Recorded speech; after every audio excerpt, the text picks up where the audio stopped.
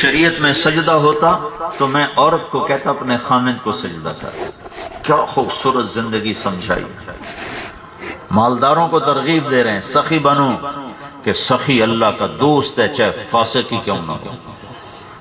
سامری کا نام سنا؟ سامری، وہ جس نے موسیٰ علیہ السلام کی قوم میں بچڑا بنایا، پھر اس کی پوجا پہ لگایا تو 70,000 آدمی اس کی وجہ سے ذبح کر دیے گئے، حکم ہوا کہ قتل کرو ان کی توبہ کیا، قتل کرو۔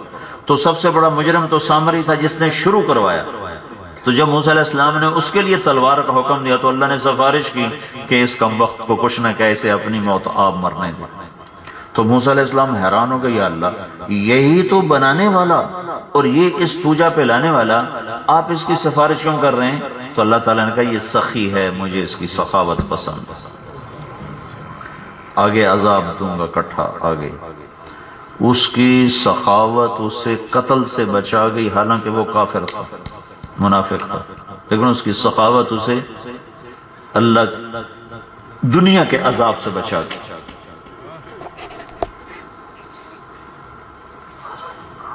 غریب کو سمجھایا جو سوال کے لیے ہاتھ بڑھائے گا اس کا ہمیشہ مال کم رہے گا، جو سوال کے لیے ہاتھ بڑھائے گا اس کا رزق ہمیشہ کم رہے گا۔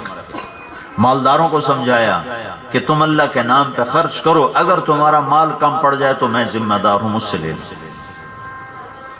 ما نقص مال امرئ من صدقہ۔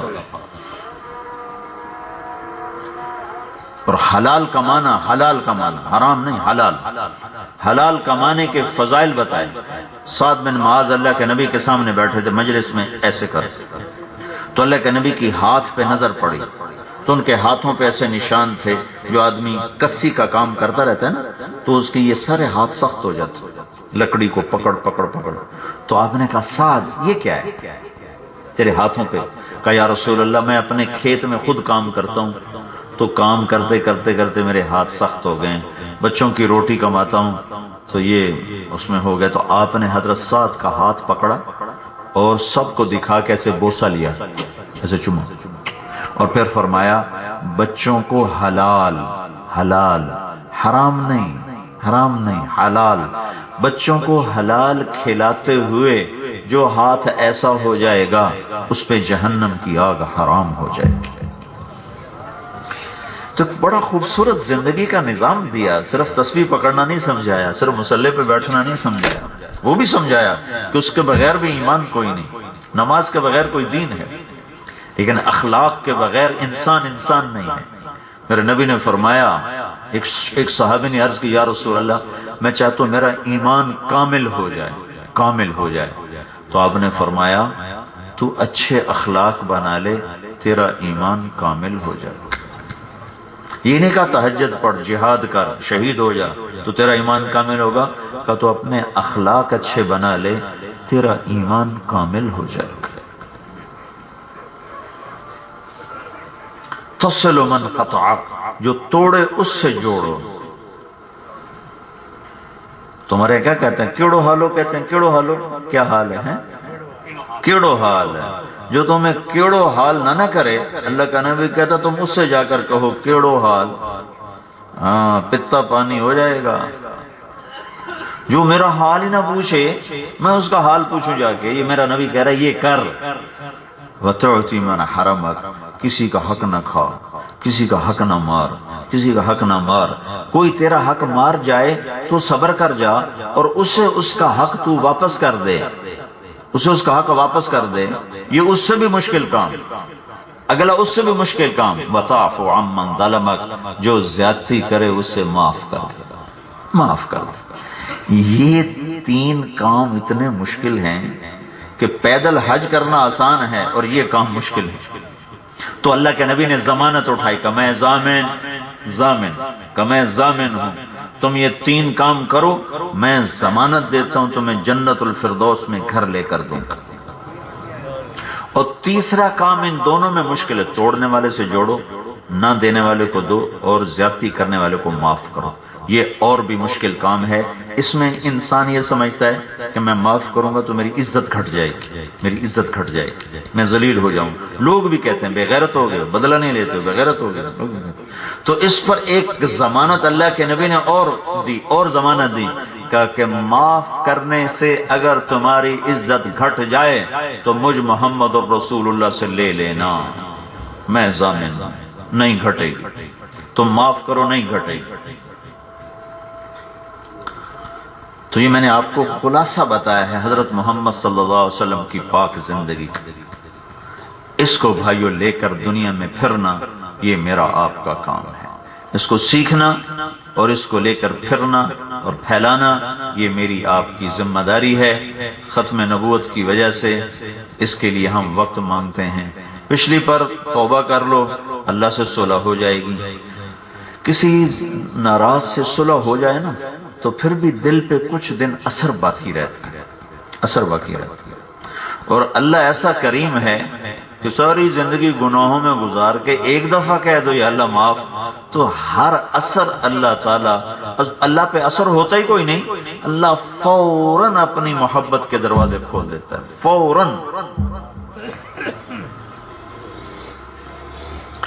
ایک ڈاکو تھا حضرت عیسیٰ علیہ السلام کے زمانے، وہ پہاڑوں پر رہتا تھا، پورے علاقے کو اس نے ہلایا ہوا تھا۔ عیسیٰ علیہ السلام کا گزر ہوا تو اوپر بیٹھا ان کو دیکھ رہا تھا۔ عیسیٰ علیہ السلام کے جب چہرے پر نظر پڑی تو ان کا نورانی چمکتا چہرہ، تو اس کا دل پگھل گیا، کہنے لگا یا اللہ میں آج تک تیری نافرمانی کرتا رہا، مجھے معاف کر دے، میں توبہ کرتا ہوں، یہ تیرا سچا نبی ہے، میں اس کا ساتھی بناتا ہوں۔ پہاڑ سے اترا اور عیسیٰ علیہ السلام کے ساتھیوں کے ساتھ ہو گیا۔ ایک آدمی عیسیٰ علیہ السلام کا صحابی جن کی قرآن تعریف کر رہا ہے، حواریین، اس نے دیکھا نا کہ یہ بدمعاش ڈاکو، تو اس نے حقارت سے کہا، یعنی بڑا آیا نیک پاک۔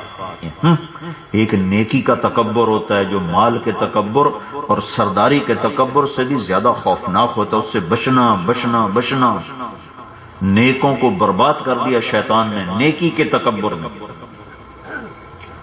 لہذا کسی کی برائی نہ دیکھو، نہ کرو، نہ سنو، اپنے عیب ڈھونڈتے رہو، یہ چیز نیچے لے جائے گی۔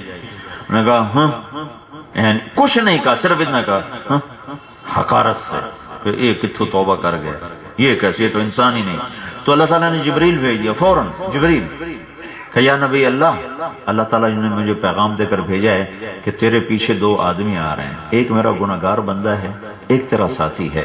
میرے گناہگار بندے کو خوشخبری سنا دو کہ جتنے تو نے کیے تھے میں نے سارے معاف کر دیے، تو نئے سرے سے زندگی شروع کر۔